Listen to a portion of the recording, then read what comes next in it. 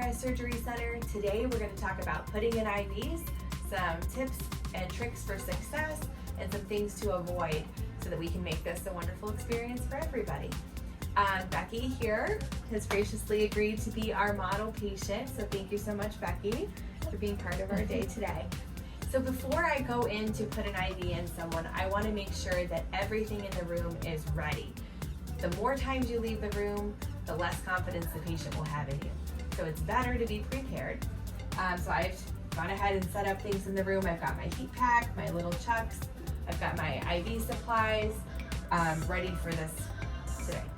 It also is helpful with being at Sawgrass. We have zones for our nursing, and so our zone buddy can come in and help us. As you know, we need an extra set of hands to put an IV in, but if nothing is set up for your IV, it just makes extra work for them, and it makes it less appealing for them to want to come in and help. So having everything set up ahead of time helps all the way around. So when I go into the room, I want to introduce myself to the patient and tell them what I'm going to do today. So Becky, my name is Laura. I'm one of the nurses here at Sawgrass. I'm going to put your IV in today. Sounds good. Thank you. I want to get the height of the bed and the positioning of the patient to work the best for me. So I'm going to raise the bed up for Becky, make sure that she's at a good height so that I'm not bending down and going home with a sore back does not earn anybody a halo. So just a sore back. So we're not going to do that. Some people like to sit, some people like to stand, some people even like to kneel. Not a fan of the kneeling myself, but to each his own. So if you want to, whatever you want to do, you want to use a stool, it really works best to get the patient into the best position for you is what you need to do. But everybody's different. When picking out gloves, seems like a tiny thing, but you want to make sure the gloves fit well. You do not want gloves that have a lot of slack in them because it's going to make it hard to feel the veins. Sometimes you might see people take off the tip of the glove. Not a good practice to palpate the veins, and we're not going to do that today. So I'm going to come in, I've got my hands all nice and clean. It's really important that you wash your hands before you put your IV in. Okay, so I like to give everybody a heat pack when putting in their IV, even if they've got good veins. Bad veins get better, and good veins become great with the heat. So I'm going to look at both sides. Typically here we want to go for the left hand unless there's a reason why we can't. So say Becky's had surgery on the left side, or she's having surgery today on the left side, or the surgeon prefers it on the right. Like in our colonoscopy procedures, they want the IV on the right side. So I'm going to look at both sides. Today, I happen to like the right side for Becky, so we're going to do that. But it's a good thing to ask if either side's okay for the patient. There might be a reason why we'd want to avoid that side. I'm going to wrap Becky up with a heat pack on top of the vein that I'm hoping to use with a little blue chuck. Now when somebody comes to practice IVs, or they're new at putting them in especially, or they're having some issues with their IV placements and they've been doing this a while, I want to take a second to have them practice on one of our little chucks. So we'll come over here to the side, and before we even go into the patient's room, I'm going to draw a little vein there on one of these blue chucks and let them practice with an IV catheter off to the side, because it just gives them a chance to get that feel for putting in the IV, the motion, and it also allows me to evaluate where are they going wrong. Is it because their angle is too steep, or maybe they're not securing the vein appropriately, maybe they're not holding the IV catheter correctly. For myself, I find it's helpful to secure the vein in 3 places. So kind of like a little tripod also makes a triangle. So we're gonna hold the vein at the top, and pull off to the side at the bottom with your thumb, and then my pinky finger is gonna be that anchor. So I've got 3 places, which makes it really secure. When holding the IV, you kind of wanna loosen the tip of that catheter there, and then you're gonna put your finger, real technical term, finger pusher part there, but you're gonna put your finger there, your index finger, and then I want to go in at that 30-degree angle, and as soon as I'm in the skin, I want to drop it down to that 15-degree angle. You don't want to be going through the vein, because it's not going to work, okay? You're going to have your pinky there, you're stretching that vein out, Veins rarely roll, people just don't hold them tightly enough.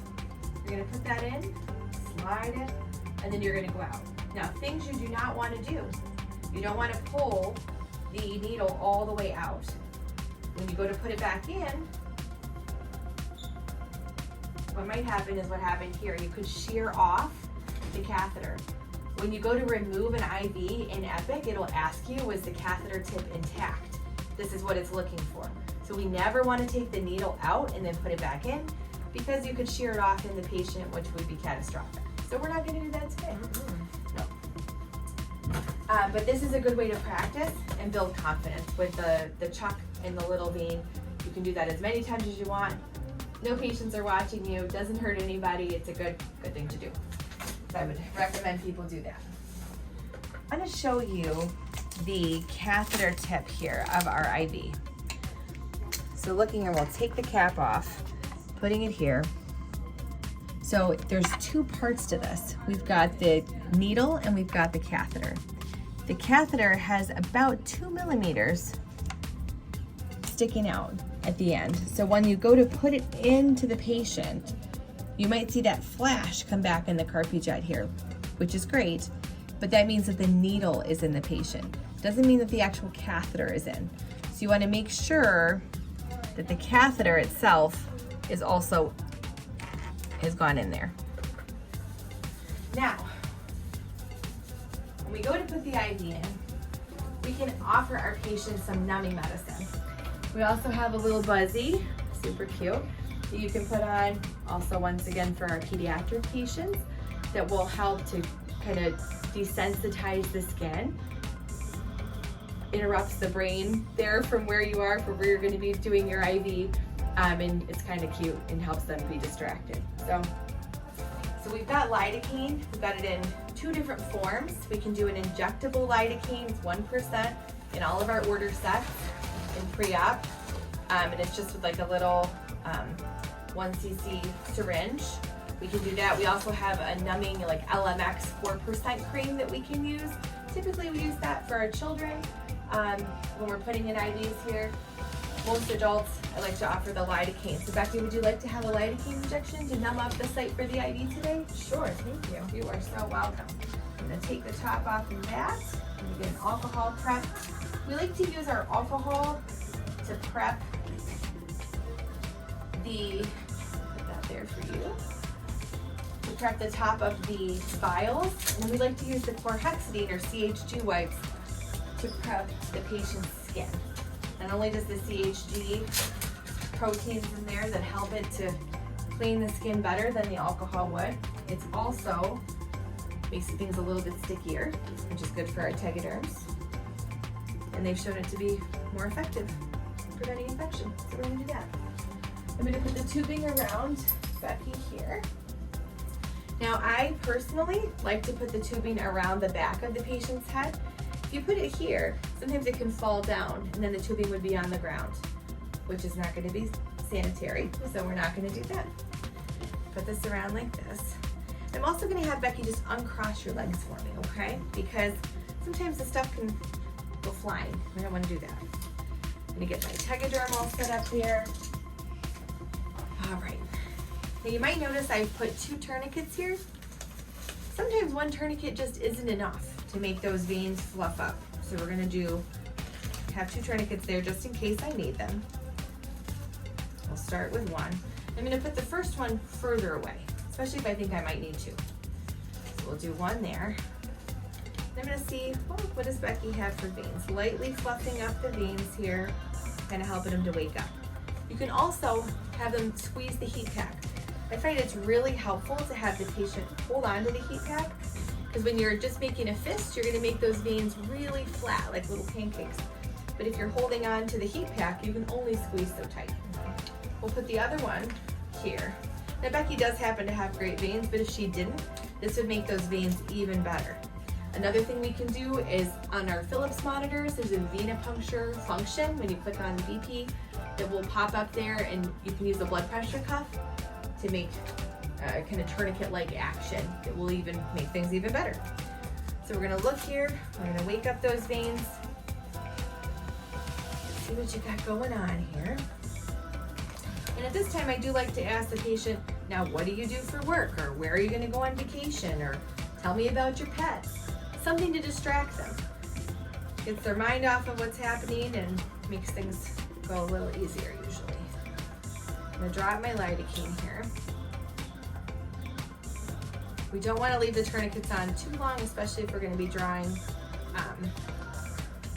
blood, which we're not gonna be doing tonight. You might notice that Becky's got some valves here, okay? So you can kind of see she's got little bubbles right there, okay? So there's a valve in there. Now that's gonna make it a little tricky, potentially tricky, for the IV to go there. So I'm gonna keep that in mind, okay? I see a valve here. I'm gonna go a little bit lower than that, okay? I'm gonna put this lidocaine here, little bubble, bevel up. I don't wanna inject this into the vein. I'm just gonna inject it right near it. Now I like to draw up 0.2. The order will be for 0.1, but I'm gonna do 0.1 under the skin and I'm gonna do 0.1 on top of the skin. I like to rub it in and I wanna go in the same place that I injected the lidocaine with my IV catheter. So we're gonna do that. I've got everything ready to go here, so that makes it really simple. I'm gonna get my 3 points, so I'm gonna stretch that vein up here, pull it down here, got my tripod there. I'm gonna have Becky take a big deep breath because it helps to open up those veins. Take a big deep breath, Becky. Good. We got that in. I'm gonna put my pressure there so we don't make a mess. I'm gonna retract my needle, toss it in the sharps container. I'm gonna undo our 2 tourniquets here. And we hook up right to fluids here, the normal saline or lactated ringers. I'm gonna turn on the fluids with our stopcock there. Looks beautiful. Want to make sure your roller clamp, just like this one, is nice and slow, about 20 mLs an hour. I'm gonna do that. Our eye patients, we usually hook up to like a pigtail setup. Our pigtail setup with a flush, so we would put that there. So it wouldn't be hooking all the way up to fluids, but you would secure that to the patient. Everybody tapes a little bit different. As long as it's not gonna go anywhere, you're good to go. It's a good practice to ask the patient if you have any adhesive tape allergies. Do not, excellent. So I'm gonna make a little V here, which kind of secures those wings. Even if you don't have wings, it works well.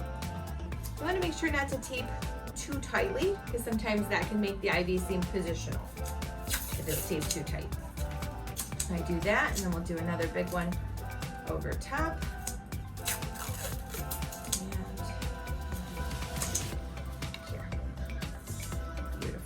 And then this chucks, let that go. I'll save this to scan.